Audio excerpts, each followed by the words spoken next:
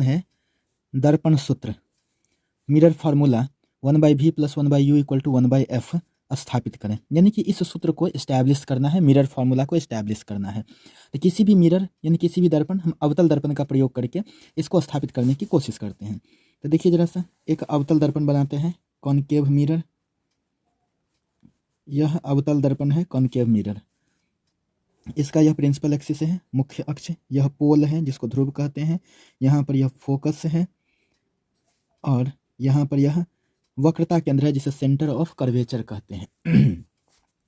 अब यहाँ देखिए, एक पराक्षीय किरण बताए थे कि पैराक्सियल रे ए बी आता है यहाँ पर, जो मुख्य अक्ष के समांतर है। ए बी जो है वो मुख्य अक्ष के समांतर है।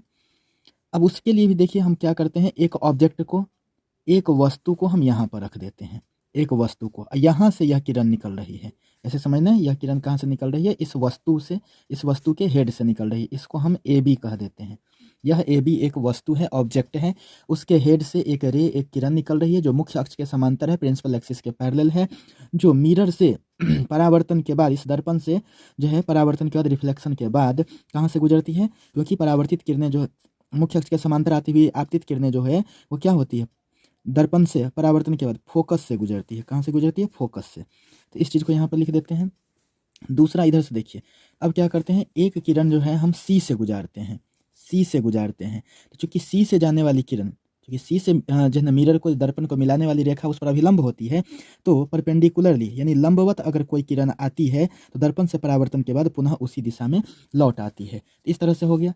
तो जहाँ पर कटा ये दोनों परावर्तित किरणें, एक परावर्तित किरण ये है जो यहाँ पर कटा, और एक परावर्तित किरण, क्योंकि जिस लाइन पर गया उसी लाइन पर वापस आता है। क्योंकि हम जानते हैं कि लंबवत अगर कोई भी रेखा, कोई भी किरण जो है अगर लंबवत आपतित होती है दर्पण पर, तो पुनः उसी पथ पर लौट आती है, अपने पाथ को रिट्रेस करती है, वह उसी पर रिटर्न हो जाती है। तो इसके देखिए, इसके हेड से यहाँ से यह रेस सब निकला है, तो इसलिए जहाँ पर भी कटेगा वो उसका हेड का ही बनेगा, वह इमेज, वह प्रतिबिंब। तो इसको कहते हैं बी डैश। चूंकि बी से निकला था तो इसलिए जहाँ पर प्रतिबिंब बनेगा उसको भी कहेंगे बी, तो इसको बी डैश कहेंगे, इसको ए डैश कहेंगे।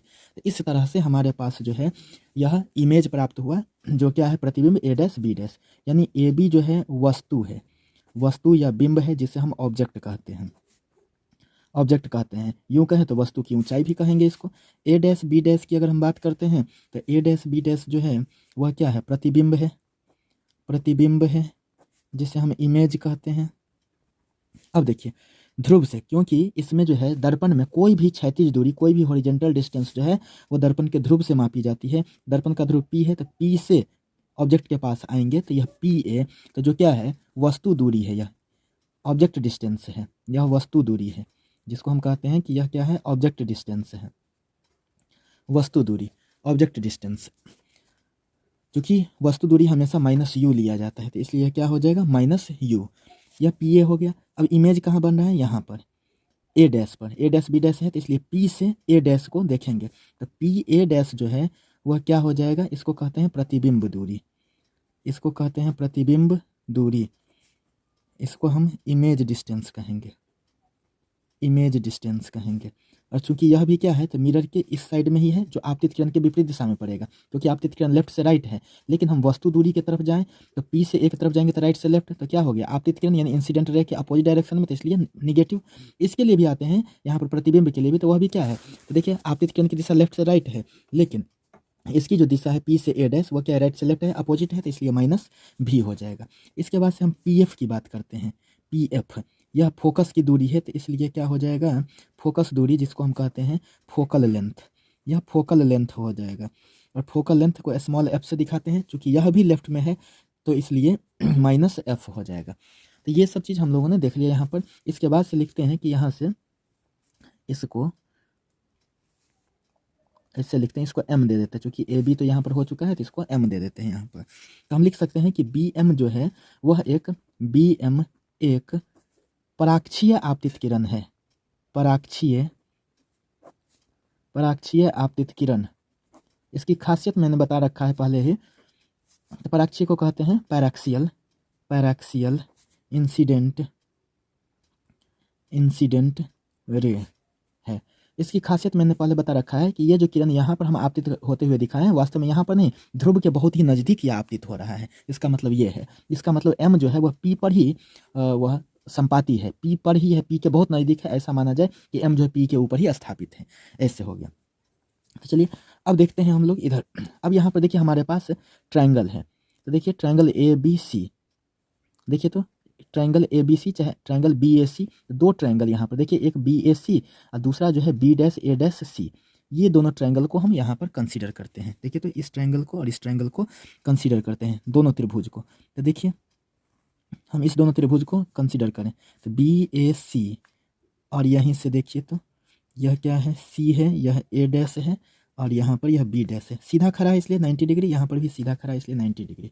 इसके बाद से ये कोण इस कोण के बराबर, ये कोण इस कोण के बराबर, जिसको क्या कहते हैं हम लोग, इसको कहते हैं शीर्षाभिमुख कोण, वर्टिकली अपोजिट एंगल। तो हम लिख सकते हैं कि त्रिभुज BAC तथा त्रिभुज B'(A')C में, इसमें क्या देख रहे हैं, कोण A बराबर कोण A', क्योंकि वह 90 डिग्री के इक्वल है, और इसके बाद से कोण यहाँ पर देखिए कोण ACB, कोण ACB angle OCB equal to angle A'(CB', angle A'(CB'।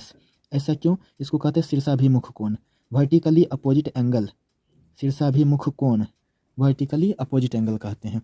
इसलिए ये दोनों ट्रायंगल जो हो जाएगा BAC वह समरूप हो जाएगा त्रिभुज किसके, B'(A')C के, किससे, तो AA समरूपता से। यह समरूप हो गया, सिमिलर हो गया, AA सिमिलरिटी से यह सिमिलर हो गया।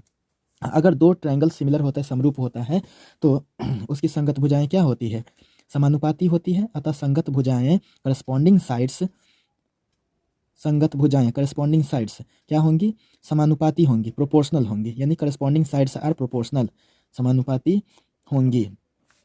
इसलिए अगर हम देखें तो इसका हम देख रहे हैं तो इसको हम AB लिखें तो इधर से यह लिखाएगा A'(B') इक्वल टू, इधर से देखें तो इसको हम AC लिखें तो इधर से लिखाएगा A'(C), और इसको इक्वेशन फर्स्ट लिख देते हैं, समीकरण 1 लिख देते हैं। तो यह हो गया। अब इसी तरह से अब यहाँ पर एक चीज़ देखिए तो M से यहाँ पर एक लाइन खींच दीजिए, जिसको O कह दीजिए, इसको O कह दीजिए। तो यहाँ पर भी एक ट्रायंगल बन गया, ये ट्रायंगल और एक इधर से, तो जिसको हम क्या सब लिख सकते हैं, MOF, इधर से B'(A')F। तब देखते हैं कि अब त्रिभुज तो दो ट्रायंगल है हमारे पास, देखिए एक है ऐसा ट्रायंगल जिसको हम F कह रहे हैं, यहाँ A', यहाँ पर B'। दूसरा ट्रायंगल देखिए ऊपर की तरफ, यह तो F हो गया, यह O हो गया, यह M हो गया, यह 90, ये भी 90, और इसके बाद से देखिए तो ये एंगल इस एंगल के इक्वल है, ये दोनों एंगल, इसका मतलब क्या, यह एंगल जो है इस दोनों एंगल के इक्वल है, शीर्षाभिमुख कोण वर्टिकली अपोजिट एंगल से।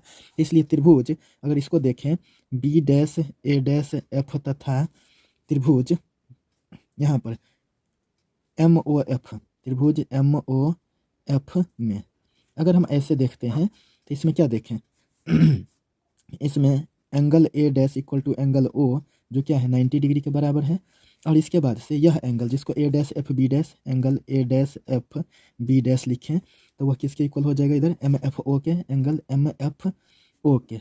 ऐसा क्यों, तो शीर्षाभिमुख कोण वर्टिकली अपोजिट एंगल, यह शीर्षाभिमुख कोण है, वर्टिकली अपोजिट एंगल हो गया। तो इसलिए यह दोनों ट्रायंगल क्या हो जाएगा, सिमिलर हो जाएगा AA से, दो एंगल बराबर हो गया ना, तो तीसरा अपने आप बराबर होगा। इसलिए यहाँ से हम लिख सकते हैं कि त्रिभुज जो है B'(A')F यह समरूप हो जाएगा त्रिभुज MOF के AA समरूपता से, AA समरूपता से यानी AA सिमिलरिटी से। तो इसकी भी संगत भुजाएं समानुपाती होंगी, अतः संगत भुजाएं यानी करस्पॉन्डिंग साइड्स आर प्रोपोर्शनल, संगत भुजाएं समानुपाती होंगी, समानुपाती होंगी, समानुपाती होंगी। तो इसलिए चलिए देखते हैं इधर से, तो इसका जो है अगर इस दोनों में देखें तो A'(B') बाय MO चाहे MO बाय A'(B') एक ही चीज़ है, A'(B') इक्वल टू इधर से देखें तो यह क्या है, तो पहले जब इस त्रिभुज का पहले ले रहे हैं तो उसी का लेंगे, तो OF बट्टा A'(F). देखिए इसमें राइट साइड वाला त्रिभुज का पहले लिए थे तो इसलिए इधर भी लिखेंगे, लेफ्ट में लिए हैं तो राइट में भी इसी त्रिभुज का लेंगे MOF का, इसलिए संगत भुजाएं समानुपाती होती है। तो इसको अगर हम देखें तो यहाँ पर देखिए जरा सा, इस फिगर में MO उतना ही है जितना BA है, यानी AB उतना ही है जितना ओ एम है, तो इसलिए हम एम ओ के जगह पर एम ओ कहिए चाहे ओ एम कहिए, एक ही चीज़ है लेंथ में। तब देखिए तो ओ एम जो है ए बी के इक्वल है, तो इसलिए हम इसको ए बी लिख देते हैं। नीचे क्या ए डैश बी डैश बराबर इधर से क्या हो गया ओ एफ बाय इधर से ए डैश एफ हो गया। इसको समीकरण 2 कहते हैं। और यहाँ पर हमने क्या यूज किया, ओ एम के बदले में हमने ए बी लिखा, इस चीज़ को लिख देंगे यहाँ पर। तो इस तरह से 2 इक्वेशन हमें प्राप्त हुआ। दोनों इक्वेशन में हम देखें तो दोनों का LHS इक्वल है। देखिए तो दोनों का LHS क्या है, A B by A dash B dash. इधर भी देखिए तो A B by A dash B dash, दोनों का क्या है LHS इक्वल है, तो इसलिए दोनों का RHS भी इक्वल होगा। तो दोनों का RHS इक्वल कर दिए यहाँ पर। तो A C by A dash C equal to O F by A dash F. अब इसको मेन फिगर से हम यहाँ पर देखें तो देखिए मेन फिगर हमारे पास ये है मेन फिगर। इसमें हमें चाहिए ए सी। तो ए सी क्या है, यहाँ से यहाँ तक है, तो ए सी को हम कैसे लिख सकते हैं। तो समझिए एक चीज़ और भी, अगर हम इसी में देखना चाहते हैं जो यहाँ पर हम लिखे हुए हैं सारा चीज़, तो इसमें से पी सी, यह पी सी क्या है, पी सी वक्रता त्रिज्या है, वक्रता त्रिज्या रेडियस ऑफ कर्वेचर, जिसको हम माइनस आर लिखेंगे यहाँ पर। पी सी क्या है माइनस आर, जब जरूरत पड़ेगा तो उसका हम यूज कर सकते हैं। और जिससे हम लिखे तो आर बराबर 2f होता है, तो माइनस 2f ऐसे लिख सकते हैं इसको। जब जरूरत पड़ेगा तो उसे हम यूज करेंगे। तो अब देखिए हमें ए सी को लिखना चाहते हैं, तो ए सी को कैसे लिख सकते हैं, पी ए। देखिए ए सी को अगर लिखना चाहें, देखिए पी ए में से पी सी को माइनस कर दें। ए सी को अगर लिखना है तो क्या करें, पी ए में से पी सी को माइनस कर दें। तो ये हो सकता है ए सी को हम ऐसे लिख सकते हैं कि P A minus P C, यह हो जाएगा P A minus P C. फिर नीचे ए डैश सी को इस फिगर में देखिए, ए डैश सी कहाँ पर है, ए डैश सी ये है, तो ए डैश सी ये है, तो इसको कैसे लिखेंगे, पी सी में से पी ए डैश को माइनस कर दीजिए, पी सी में से पी ए डैश को माइनस कर दीजिए, तो ए डैश सी निकल जाएगा। तो इसको हम क्या लिख सकते हैं, P C minus P A dash बराबर ओ एफ। तो ओ एफ को हम जो है ना, ओ एफ को हम लगभग पी एफ लिखते हैं। अब ऐसा क्यों लिखते हैं इस चीज़ को भी बताते हैं। पी एफ को हम ओ एफ को हम पी एफ लिखते हैं, ऐसा क्यों, तो इस फिगर में देखिए हम पहले ही जिक्र कर चुके हैं कि यह बी एम जो है वह क्या है, पराक्षीय किरण है। यह जो बी एम है वह क्या है, पराक्षीय किरण है, मतलब पैराक्सियल रे है। पैराक्सियल रे का मतलब क्या है, यह पोल के बहुत नज़दीक जो है आपतित होती है, इंसिडेंट होती है। इसका मतलब एम जो है पी के पास है, तो अगर एम पी के पास होगा तो यह ओ भी खिसक कर कहाँ पर चलाएगा, यहाँ पर। तो इसलिए जो ओ एफ हम कह रहे हैं वह पी एफ है, ठीक है ना। तो इसलिए हम यहाँ पर लिख रहे हैं कि ओ एफ वह लगभग इक्वल है किसके, पी एफ के। चूँकि मतलब बिकॉज, क्योंकि क्या है कि बी एम एक पराक्षीय किरण है, पैराक्सियल रे है, पराक्षीय किरण है जिससे ड्यू टू विच क्या है, एम और पी संपाती है, एम और पी संपाती कॉन्साइडेंट है, संपाती है। यह क्या है, कॉन्साइडेंट है, संपाती है। इसलिए ओ एफ के जगह पर हम पी एफ यूज कर लिए। अब ए डैश एफ को देखते हैं, तो ए डैश एफ कहाँ पर है, तो समझिए जरा सा, ए डैश एफ इतना ही है।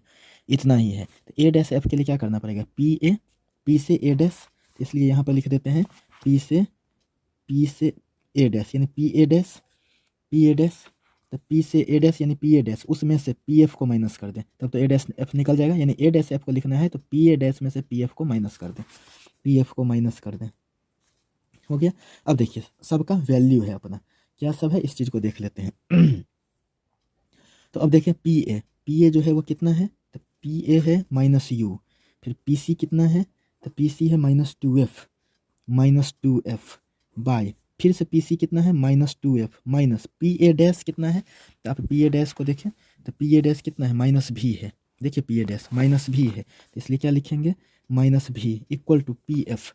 पी एफ जो है स्मॉल एफ के बराबर है, देखिए पी एफ जो है स्मॉल एफ के बराबर है, तो इसलिए लिखते हैं minus small F by P A dash, फिर से वही बात, पी ए डैश माइनस भी के बराबर, माइनस पी एफ जो माइनस एफ के बराबर।